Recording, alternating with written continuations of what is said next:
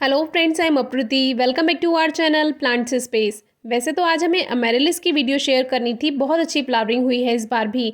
लेकिन फिर गैलरी में ये वीडियो मिली जो कि 4-5 दिन पहले हमने शूट की थी। तो ये डायंथस के फ्लावर्स हैं जो कि बहुत अच्छी फ्लावरिंग हो रही है। और ये प्लांट हमारे पुराने पौधे हैं, यानी कि जब से हमने ये सीड से ग्रो किए हैं ये ख़त्म ही नहीं हुए हैं।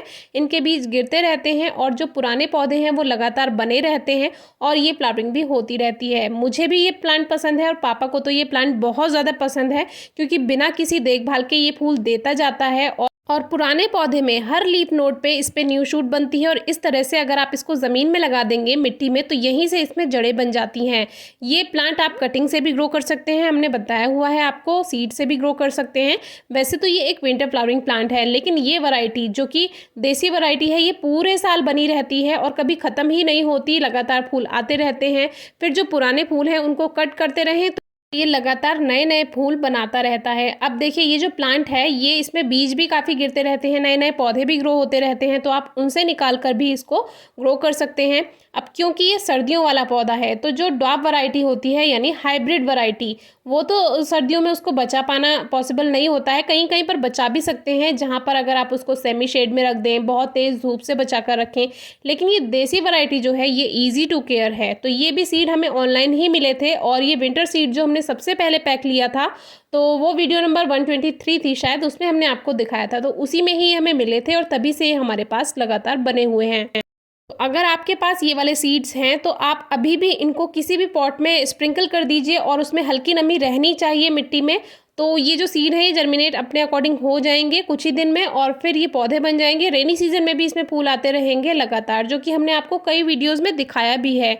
अब जो पौधे इसके पुराने होते रहते हैं वो सूखते भी जाते हैं कुछ इस तरह से, तो उसको आप हटा सकते हैं। और मिट्टी आप देख सकते हैं, इसमें कोई हमने खाद वगैरह नहीं दिया है, कोई मिट्टी की गुड़ाई नहीं की है, क्योंकि शुरू से ही इसकी मिट्टी अच्छी रही थी और ये प्लांट इजी टू केयर है। तो देख सकते हैं मिट्टी भी अपनी जगह से नहीं हटी हुई है, तो ये पहचान है कि हम इसकी ज़्यादा केयर नहीं करते हैं। ये बस गार्डन में रखा रहता है, इसको टाइम से पानी मिल जाता है।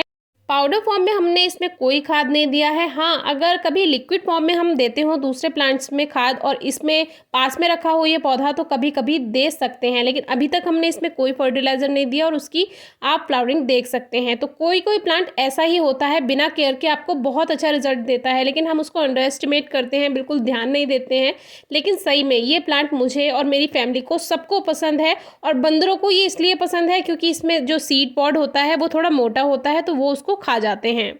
ये तो सिंगल पेटल वाले फ्लावर्स हैं। एक इसमें आता है कार्नेशन, जो कि डायंथस की ही वैरायटी है। इस पर भी हमने एक वीडियो आपसे शेयर की थी।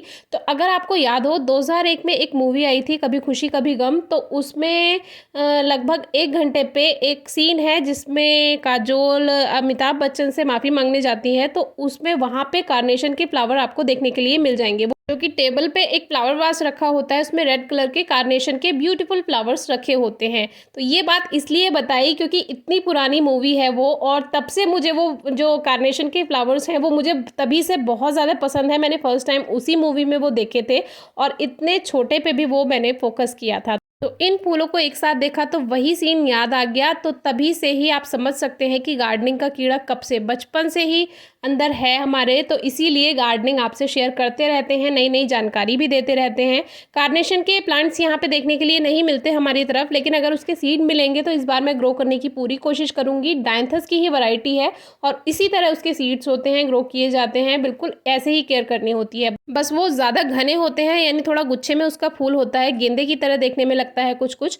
और देखिए इस तरह के इसके सीड होते हैं। गर्मियों में सीड कम बनते हैं या तो बिल्कुल नहीं बनते, और बनेंगे भी तो कम बनते हैं। सर्दियों में बहुत ज़्यादा सीड्स बनते हैं, रेनी सीजन में भी बहुत ज़्यादा सीड्स मिल जाएंगे आपको देखने के लिए। तो कुछ ऐसे विंटर फ्लावरिंग प्लांट्स हैं, खासतौर से देसी वैरायटी, जो आप किसी भी मौसम में ग्रो कर सकते हैं। अलाइसम भी आपको रेनी सीजन में बहुत अच्छी फ्लावरिंग देता है। हमारे एक व्यूअर ने पूछा था अलाइसम के बारे में। तो एक क्वेरी ये है कि क्या अब अप्रैल में हम प्लांट्स की कटिंग प्रूनिंग कर सकते हैं क्या? तो आप हल्की हल्की अगर उसकी कटिंग प्रूनिंग करना चाहें तो हल्का हल्का कटाई छटाई कर सकते हैं। वैसे अब सीज़न जा चुका है क्योंकि अब ग्रोइंग सीज़न स्टार्ट हो गया है। तो अगर आप हल्की हल्की छटाई करना चाहते हैं तो कर दीजिए, और प्लांट को कहीं ऐसी जगह रखिए जहां उस पर तेज़ धूप ना पड़े, सेमी शेड हो, हल्की फुल्की धूप मिले। कुछ दिन के लिए रख दीजिए जब तक उसमें न्यू शूट्स नहीं आती हैं। और इसीलिए हम आपसे कहते हैं टाइम से वीडियो देखिए। फरवरी मार्च का टाइम कटिंग प्रूनिंग और रिपोर्टिंग का होता है। वैसे तो रेनी सीजन में भी ये काम किया जा सकता है, लेकिन रेनी सीजन बहुत से प्लांट्स का ग्रोइंग और फ्लावरिंग सीजन होता है, तो उस समय डिस्टर्ब करना सही नहीं है। इसीलिए ध्यान रखा कीजिए, हर साल फरवरी मार्च का एकदम से आपको गार्डन वर्क करना है। हमने पूरे 2 महीने आपको दिखाया है, गार्डन वर्क लगातार हमारा जारी रहा। तो आज की वीडियो आपको कैसी लगी बताइएगा, कोई क्वेरी हो तो पूछेगा। Thank you.